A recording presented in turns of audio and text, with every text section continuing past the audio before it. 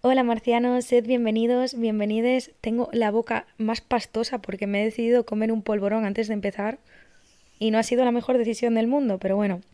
¿Cómo estáis vosotros? Espero que tremendamente bien, que os encontréis relajados y con muchas ganas de viajar conmigo en el tiempo, porque el capítulo de hoy no es un true crime, no hablaremos de asesinatos ni de autopsias.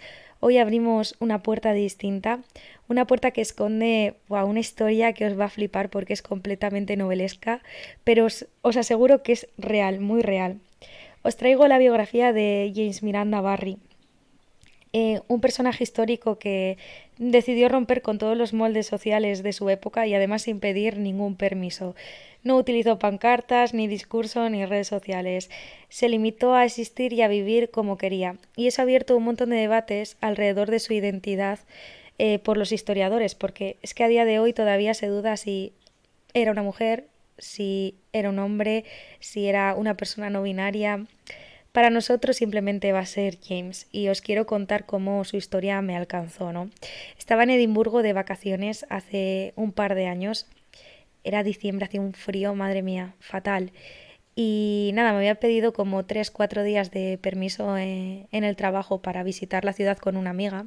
Yo ya conocía la ciudad y había estado, pero mi amiga no, la había arrastrado yo hasta allí porque Edimburgo, si no lo conocéis, es precioso. Y bueno, por ver la ciudad así de manera contextualizada decidimos apuntarnos a un free tour. Y una de las paradas del free tour fue frente a la Universidad de Edimburgo. Allí se detuvo el guía y señaló un edificio de piedra y casi así de forma de pasada, ¿no? Comentó que a principios del siglo XIX allí había estudiado la primera mujer que se licenció en medicina en el Reino Unido, que su nombre era Margaret Ann Buckley y que para conseguirlo tuvo que disfrazarse de hombre, vestirse de hombre, porque en aquella época las mujeres tenían prohibido estudiar esa carrera. Y en ese momento mi radar feminista se disparó, o sea, comenzó a sonar dentro de mi cabeza un pip, pip, pip, pip, porque yo había encontrado oro histórico, o sea, ese señor me había compartido algo apasionante, ¿no? Una mujer infiltrándose en la medicina del siglo XIX de forma clandestina. ¿Qué más se puede pedir? O sea, cualquier serie o película convertiría esto en un drama romántico. De hecho, en mi cabeza ya se estaba formando una historia épica. Y cuando llegué al hostal de noche y abrí internet para buscar información sobre Margaret, pronto me di cuenta de algo muy importante, y es que su historia no era tan simple como lo que nos había explicado el guía. Ese disfraz de hombre no fue algo temporal para conseguir la carrera, no fue un truco puntual, sino que Margaret vivió una vida entera como hombre durante más de 50 años. De hecho, murió siendo oficialmente James Miranda Barry, un cirujano del ejército británico con una reputación altísima y rango de general. Y por eso a día de hoy los historiadores todavía debaten el rollo de si se trataba de una mujer que se vio obligada a pasar por hombre para poder ejercer lo que la apasionaba, si quizás era un hombre transexual en una época de la humanidad en el que la palabra transexual, bueno, ni estaba definida, ni existía ni se la esperaba, vamos. Si igual fue alguien que nació intersexual y cuando maduró se dio cuenta de que pues su identidad no se correspondía con el sexo que le habían asignado al nacer, o simplemente es alguien que no cabe en las categorías en las que estamos tan emperrados en utilizar hoy en día. Yo hoy os traigo la vida completa de James, la vamos a recorrer con detalle, con calma, desde la primera vez que abrió los ojos hasta su último suspiro, porque creo que su historia lo merece. Así que respirad hondo y sentir el olor del mar y el sonido de las olas, porque nos vamos a ir a Sudáfrica a principios del siglo XIX. Estamos en la casa de los Manic, una familia muy respetada y acomodada en la ciudad del Cabo. La ciudad del Cabo es una colonia británica, bueno, de aquella era una colonia británica que ahora pasó a llamarse, bueno, ahora, que hace los años pasó a llamarse Sudáfrica, ¿no? Cuando se independizaron. Estamos en la madrugada de un día de junio de 1826. Hace un día terrible. O sea, las ventanas tiemblan con el viento del océano. Dentro la luz de las velas apenas ilumina la estancia, pero resalta un rostro pálido, el de Guillermina Manic, que lleva horas o tal vez días de parto. En ese momento ya Guillermina no grita, está demasiado agotada para poder hacerlo y su respiración pende de un hilo. Las matronas que están con ella en la habitación se miran sabiendo la verdad, pero nadie se atreve a pronunciarla, ¿no? El bebé no acaba de nacer de forma natural, la madre está perdiendo muchísima sangre y la muerte ronda por la habitación como una sombra paciente. Entonces en ese momento alguien de la casa decide ir a buscar ayuda. Corre por la calle y llama al cirujano militar que se encuentra de guardia. Y así es como llega un hombre pequeño, firme, con paso rápido y voz sorprendentemente aguda a la casa de los Manic. Su uniforme está impecable a pesar de la urgencia y la mirada le brilla casi tanto como las botas. Es James Miranda Barry. Lo primero que hace es pedir agua hervida, alcohol, sábanas limpias, obliga a ventilar la habitación y ordena hervir los instrumentos que va a utilizar. Nadie le discute, nadie se atreve a contradecirlo, al final es el médico y además en la cabeza de Barry se está empezando a gestar una idea que es prácticamente suicida para la época y es que va a realizar una cesárea. En 1826 una cesárea en vivo era prácticamente una condena. La mayoría de las cesáreas se realizaban post-mortem cuando la madre ya no podía salvarse. La mortalidad materna en este tipo de intervenciones quirúrgicas era alrededor de entre el 80 al 95%. No existía anestesia moderna, quiero decir, el éter y el cloroformo se popularizaron allá por el año 46-47 y tampoco existían técnicas antisépticas. Es decir, que Barry pretendía realizar una operación 30 o 40 años antes de que la ciencia respaldara sus métodos locos de higiene. Pero Barry estaba observando a Guillermina y había algo en ella, o quizás algo en él en esa noche que notaba que se podía obrar el milagro, ¿no? Así que utiliza el bisturí, las fosas nasales se impregnan con el olor a hierro de la sangre de todos los que están presentes en la habitación, las velas oscilan, el silencio es absoluto, están en un momento tensísimo y entonces un llanto rompe con todo, un llanto que no cesa, y es el bebé vivo, y la madre, Guillermina, sigue respirando. Así es como se documenta la primera cesárea en la que madre e hijo sobreviven en el continente africano, un logro médico adelantado a su tiempo por décadas. De hecho, la familia Manic está tan agradecida que bautiza al niño con el nombre de su salvador, James Barry, y ese nombre pasaría de generación en generación, como si la vida recién nacida hubiera quedado marcada para siempre por la mano de quien lo trajo al mundo. Pero, ¿quién era ese doctor diminuto, brillante, impulsivo? ¿Quién era James? Pues para saberlo tenemos que retroceder todavía aún más. Nos vamos a ir a 1789, en Cork, Irlanda. Mientras en Francia la revolución prende fuego al antiguo régimen, en Irlanda estalla otro tipo de batalla. Hay pobreza, hay represión religiosa, el dominio británico es abrasador. Los católicos viven con los derechos limitados, las mujeres cuentan todavía aún menos, no pueden estudiar, no tienen derecho a voto, no pueden poseer propiedades libremente. Y es en ese mundo en el que nace Margaret Ann Buckley. Era una niña preciosa, llena de vida, con el cabello rojizo y los ojos azul verdosos, la nariz herencia de su madre aguileña y la boca pequeña y dulce.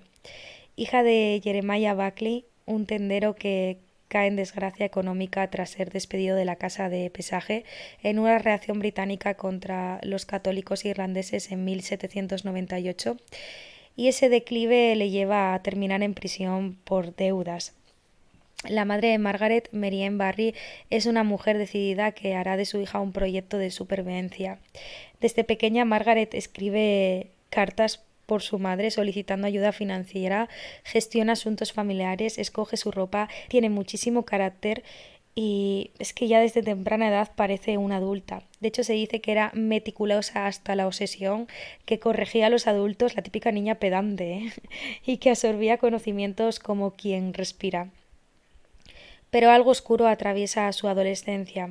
Alrededor de los 13 años sufre abuso sexual por parte de su tío Redmond Barry, un desgraciado, un marinero con problemas financieros, y de aquel abuso nace una niña, Juliana, que la familia presenta como hija de una tía para ocultar la verdad.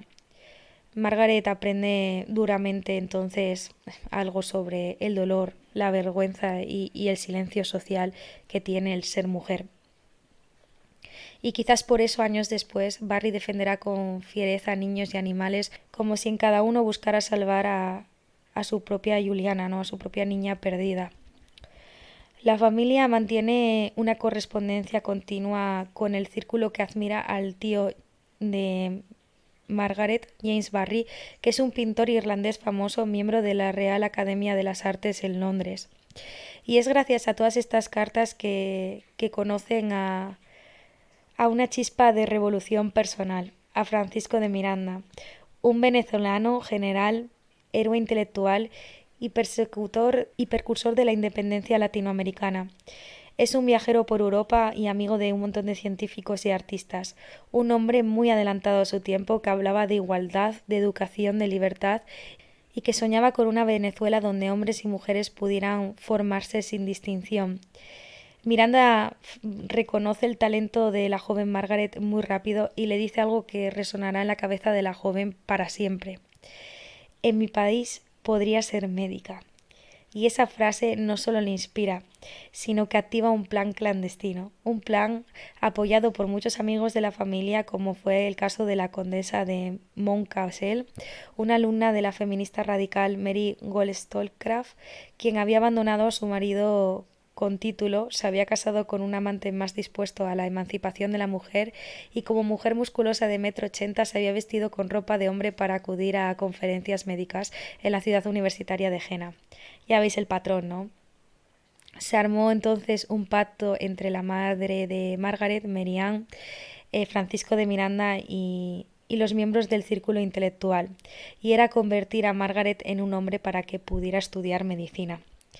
El riesgo era obviamente enorme. Si se descubría el engaño, no solo podrían llevarlos a la cárcel, sino que incluso les podían matar. Si se fallaba, obviamente no había segundas oportunidades, pero Margaret decidió aceptar. O quizás, y aquí está el eterno misterio, ¿no? No era solo que Margaret aceptase ser hombre por conveniencia, sino alguien encontrando un hombre que le encajaba mejor. Nunca sabremos, ¿no? De todas formas, el 30 de noviembre de 1809, Margaret desaparece y en su lugar aparece James Miranda Barry, un supuesto sobrino del pintor que, bueno, está bastante claro de dónde toma el nombre, ¿no? De su tío y de su cercano amigo Francisco. Con esa nueva identidad se embarca rumbo a Edimburgo acompañado de su tía entre comillas, ¿no? Mary Ann, que es su mamá. Se viste con ropa masculina demasiado grande, unos tacones en las botas para parecer más alto y una voz suave que pasa por adolescente.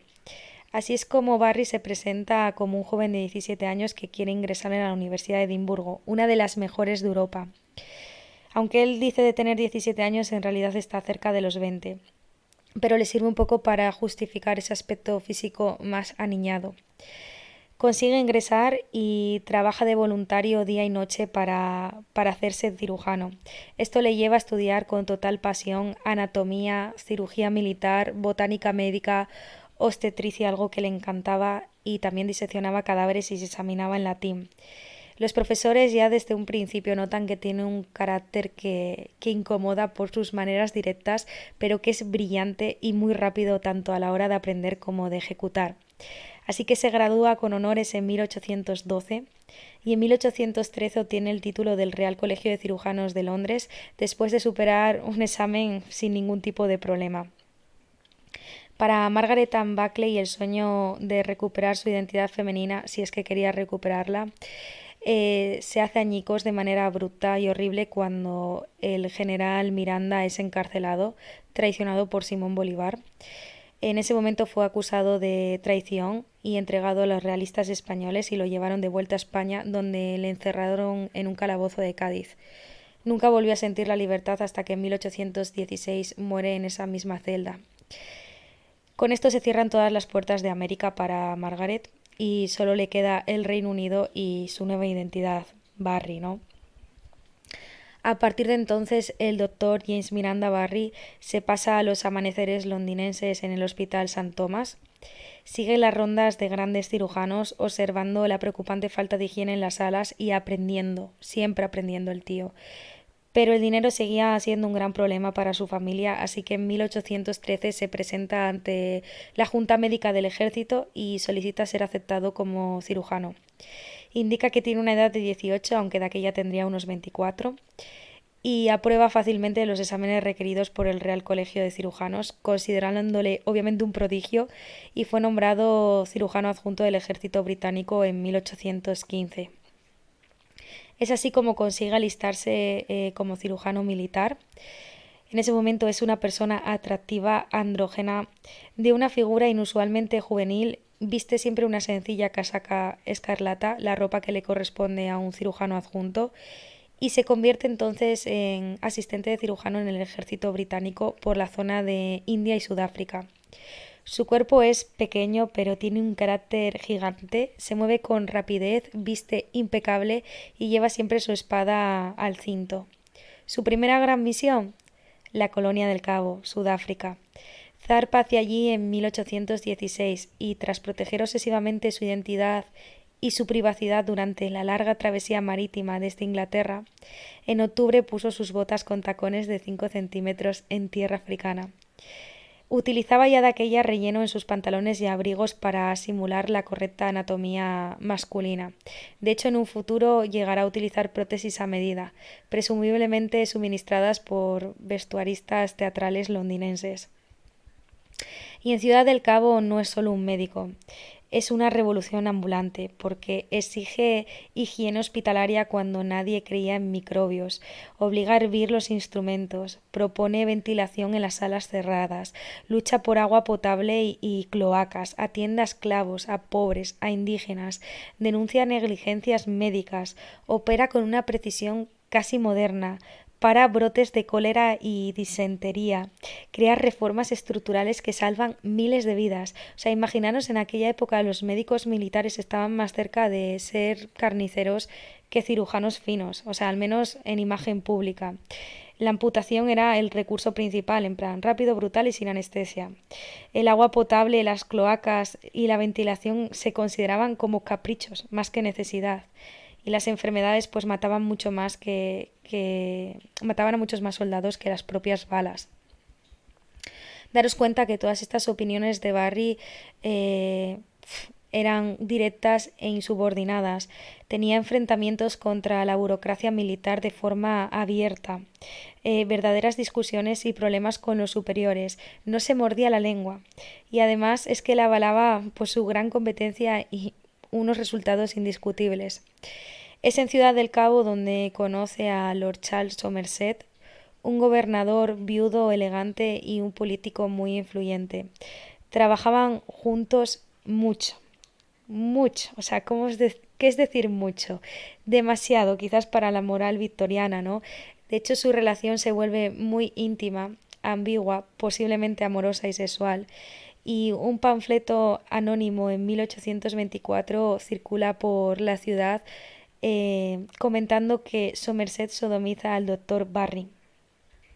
Barry se entera de eso la misma mañana y busca refugio en una tienda cercana, súper angustiado, donde incluso se echa a llorar de pura rabia y de miedo.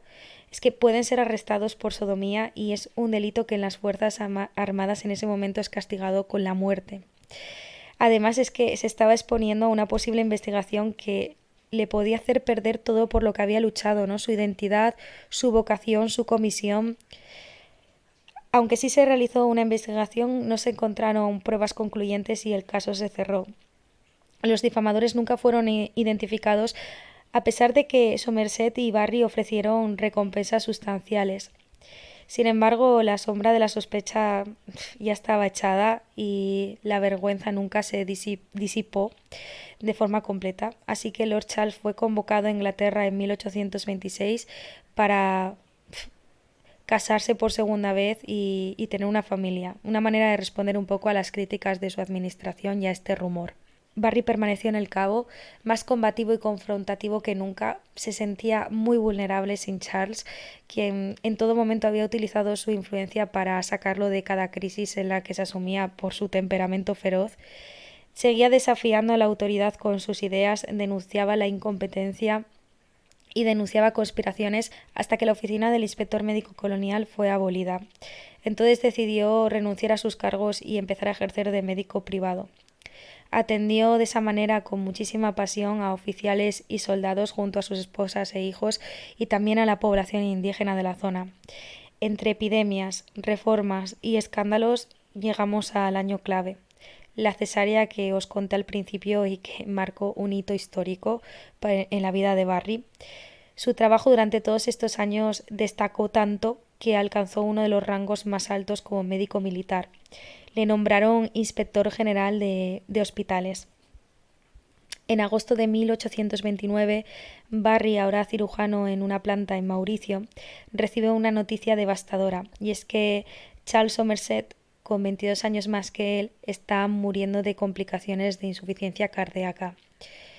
Barry, mostrando de nuevo su carácter impulsivo, pues abandona su puesto sin permiso, marchando hacia Inglaterra de forma directa. Llega el 12 de diciembre, Somerset sigue vivo, pero está muy frágil. De hecho, Barry ya había salvado su vida años antes, cuidándolo con muchísima ternura y dedicación durante un ataque casi fatal de tifus. Sin embargo, a pesar de todos sus esfuerzos, en 1831 Somerset fallece al lado de su esposa, Lady Mary, y su hija Georgiana, y obviamente Barry también está presente. Esto deja en claro algo de su relación, y es que Barry amó a Somerset profundamente y Somerset lo protegió toda su vida. Su pérdida lo afectó muchísimo y en ese momento decidió enfrentarse a ello viajando por el mundo, visitando distintas localidades, distintas colonias británicas, como fue Jamaica, Santa Elena, Trinidad, India, Canadá. Donde pisaba, el tío reformaba, donde llegaba, obviamente incomodaba. Barry es el típico que no sonríe en las fotos imaginarias de su tiempo, es alguien que grita, que exige, que insulta y que sobre todo salva vidas. En Jamaica se enferma de malaria en 1841. Lo descubren unos médicos subordinados sudando y delirando en la cama, y una vez que lo examinan pues ven evidencia indiscutible de su sexo, pero deciden guardar silencio. A pesar de tener ese carácter tan fuerte y excéntrico para la época, es alguien que llora con los animales heridos, que acaricia las cabras que se va encontrando por la calle, que recoge perros callejeros, que cura a niños pobres de manera totalmente gratuita y que se declara vegano porque se ve incapacitado de alimentarse de lo que tanto quiere. Barry es un volcán con un corazón tierno. En Crimea, en 1855, nos encontramos un paisaje gris, helado, lleno de humo y lodo. Los hospitales militares británicos no son hospitales, son fábricas de muerte. Los pasillos están tan saturados con los soldados heridos que yacen directamente en los suelos. La infección avanza más rápido que cualquier bala. La gangrena se come extremidades, la disentería derriba batallones enteros y la muerte es rutina. No hay penicilina, apenas hay anestesia, falta todo. Y entre esa pesadilla aparece una figura con una linterna en la mano. Florence Nightingale, lo estoy diciendo mal seguro. Nightingale, bueno, da igual. Florence era una joven inteligente aristócrata que eligió pues la compasión antes que los bailes de sociedad. Había estudiado matemáticas, estadística, estaba obsesionada con el orden, la limpieza y con la logística sanitaria. Organizaba enfermeras, planificaba turnos, exigía ventilación, ropa limpia, comida decente. Ve más allá del dolor, ¿no? Ve números, ve porcentajes, ve causas y quiere reformar todo el sistema desde la base. Mientras ella transforma el caos en sistema, una mañana se abre la puerta del hospital y entra otro huracán humano. Uniforme impecable, botas brillantes, porte pequeño pero presencia enorme. Obviamente se trata de James Miranda Barry. Es un veterano ya del ejército británico, un cirujano con décadas de guerra en la mirada. Ha visto más amputaciones que amaneceres. No le tiembla la mano con un bisturí ni con una orden. Cuando Barry inspecciona el hospital, no sonríe, no saluda con cortesía, va directo al paciente más crítico, donde pregunta, evalúa y manda. Muevan esta camilla, abran las ventanas, hagan hervir el agua ahora. Su tono no admite ningún tipo de réplica, y Florence levanta la cabeza y lo sigue con la mirada. Ese hospital es su territorio, su responsabilidad, su cruzada. Las enfermeras responden todas ante ella, no al ejército médico, y Barry entra como una tormenta sin tocar la puerta. El choque obviamente es inevitable. Florence representa la disciplina, la estructura, la organización, y Barry representa la intervención directa, la urgencia quirúrgica, la autoridad militar. Él considera que el sistema de Florence ralentiza decisiones clínicas. Ella cree que Barry es arrogante y que no respeta la jerarquía que está construyendo con sangre y agotamiento. Los testimonios de la época cuentan que discutieron, que intercambiaron miradas afiladas y que Barry pudo ser cruel con sus palabras y Florence firme como el hierro. Todo mientras alrededor las balas no esperaban, la carne se pudre y los gritos perforan las noches. Pero dentro de esa fricción había admiración reprimida. Dos mentes brillantes con visiones diferentes intentando lo mismo, salvar vidas. Años después, cuando Barry murió y su secreto estalló, la prensa corrió a preguntarle a Florence su opinión. Ella en ese momento podía haberlo destruido verbalmente, podía haber confirmado el odio, el resentimiento o la rivalidad que había entre ellos, pero dijo algo que quedó para siempre en la historia.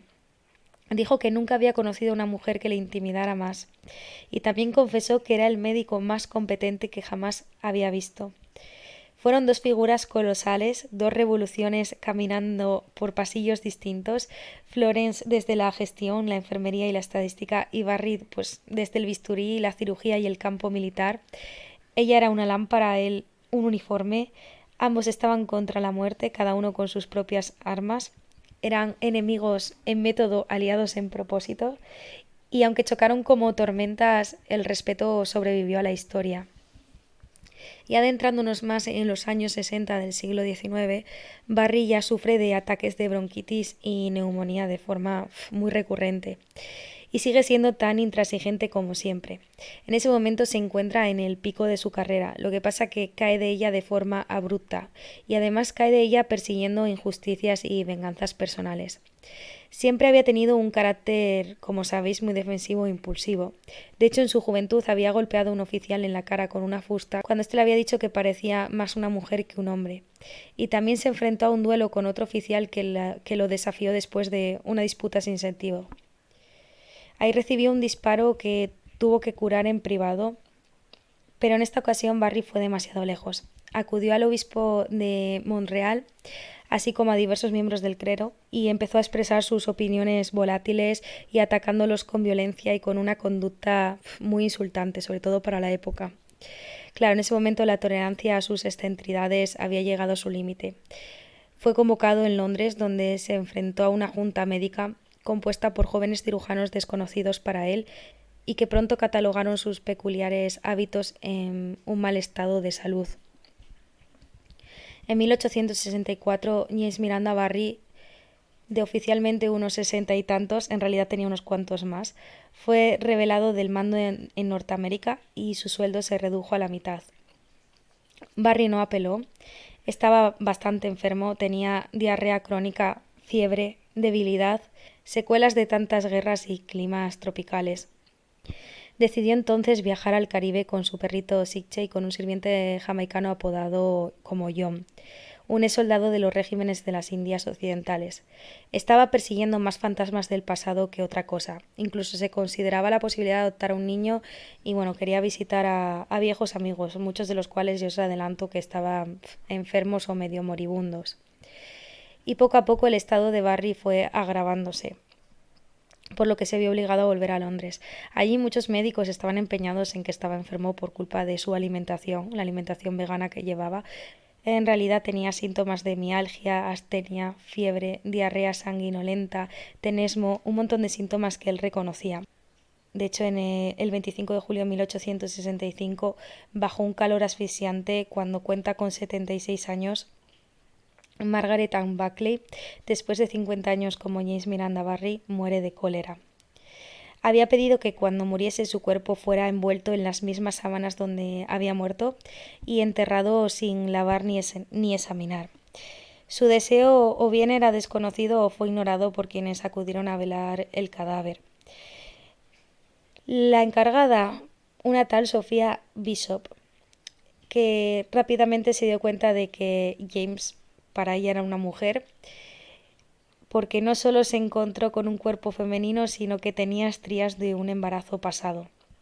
Y es en ese momento que Sofía pues intenta sobornar tanto a los allegados de Barry como a su médico, pero la verdad es que ninguno le sigue el juego, en plan de o me decís esto o voy a la prensa, y todo el mundo estaba en plan, pero si es que, o sea, yo no sé quién era Barry, o sea, no sabemos si era una mujer o un hombre, nosotros le respetábamos y le queríamos como era y ya está. Bueno, pues esta Sofía obviamente necesitaba unas pocas monedas y acudió a los periódicos que causaron una sensación internacional, o sea, los periódicos ardieron literal y la historia privada pues obviamente explotó. De hecho, hasta Charles Dickens publicó un giro ficticio de la historia en 1867 en su periódico y James fue considerado la primera mujer biológica en alcanzar el rango de general en el ejército británico, un cirujano pionero, un ser humano intrépido que sacrificó la comodidad, la paz, la estabilidad emocional y física frente a la búsqueda de su destino. Barry eligió su vida. Es verdad que se rumorea que cuando sus abogados abrieron el maltrecho baúl que siempre le había acompañado en todas sus aventuras, tras su muerte, en el forro de la tapa encontraron un collage de láminas de moda femenina, sombreros, vestidos, peinados. No sabemos si era un recuerdo, si era un deseo, una prueba de una posible identidad doble. Inexplicable en el sentido de que no tenemos más información sobre ello, pero obviamente muy humano y enternecedor. Un claro ejemplo de lo complejo que era Barry, ¿no? ¿Y quién fue realmente? Bueno, pues aquí ya os adelanté desde el principio que no hay una respuesta única. Hay un montón de teorías, de documentos, de silencios. La versión clásica se decanta por esa heroína romántica que se disfrazaba para poder ejercer medicina, Margaret que sacrificó su identidad para vivir su vocación. Hay otras versiones que se encantan por el tema de ser un hombre transexual que vivió durante 50 años en esa identidad masculina, no solo en el hospital, no cambió de ropa en privado y corregía a todo aquel que llamaba señorita con furia. O sea, es que se enfrentaba, se daba de hostias si era necesario si alguien le acusaba de ser afeminado. O quizás fue alguien que, como os comenté, nació intersexual. Algunos informes sugieren rasgos ambiguos como su aspecto pequeño y su voz aguda que obviamente cuadrarían con esta teoría. Además, la única foto que hay de él, que seguro que os la he puesto a lo largo del vídeo, se ve un hombre con entradas. Y esto es algo curioso porque generalmente las mujeres pues, no solemos tener entradas. ¿Las hay? Sí. ¿Es algo general? No, pues es algo que puede apoyar esta teoría de ser intersexual. Lo importante es que se negó a pedir permiso para existir. Nosotros no tenemos todas las respuestas, no sabemos cómo Barry entendía su identidad. Podemos usar palabras modernas como trans, intersexual, mujer disfrazada, pero es que quizás Barry no hubiera usado ninguna de ellas. De hecho, tal vez no deberíamos ni buscarlas para intentar categorizarle, porque Barry no necesita definirse para ser inmenso. Sus logros y legado son cuantiosos. Recordad que fue un pionero de la antisepsia antes de Pasteur, el primer cirujano en realizar una cesárea exitosa registrada en el continente africano. Fue un gran impulsor de la higiene hospitalaria en el ejército británico, un defensor de los marginados, de los esclavos, de los indígenas, de las mujeres, de los niños. Abogaba por una sanidad pública donde el centro de todo estaba en el paciente. Alcanzó un rango tan alto como inspector general de hospitales británicos y fue un referente médico adelantado por décadas a su tiempo. Barry salvó un montón de vidas que nunca supieron quién era él realmente. Y yo creo que eso es suficiente, ¿no? Saber lo que hizo. Hoy nos parece muy normal el tema de las mujeres médicas, obviamente, ¿no?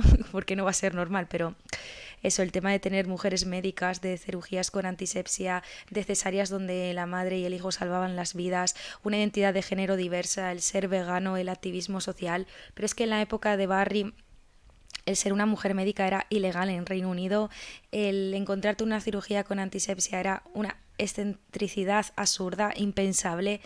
que las cesáreas salvasen vidas era un milagro casi imposible, que la identidad de género fuese diversa, no tengo ni que decir que se trataba de un delito social ilegal. El tema de ser vegano pues era visto de una manera rara y ridiculizada, y el activismo social pues era una insumisión, se trataba de una insumisión muy peligrosa. Y con todo esto voy a dar por cerrado el capítulo. Gracias por acompañarme en el episodio de hoy, por escuchar la vida de un personaje histórico que yo creo que es imposible de encasillar, porque como habéis visto fue un pionero en muchas cosas. Yo creo que la vida de Barry no cabe en una frase, no cabe en un género, y es un recordatorio poderoso de que hay personas que no rompen el sistema con gritos, sino que simplemente deciden vivir bajo sus normas.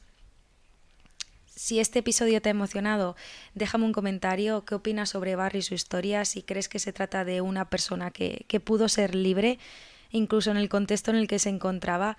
Yo solo sé algo, que Barry eligió ser Barry y que el mundo tiene mucho que agradecerle porque mejoró muchísimo gracias a esa decisión.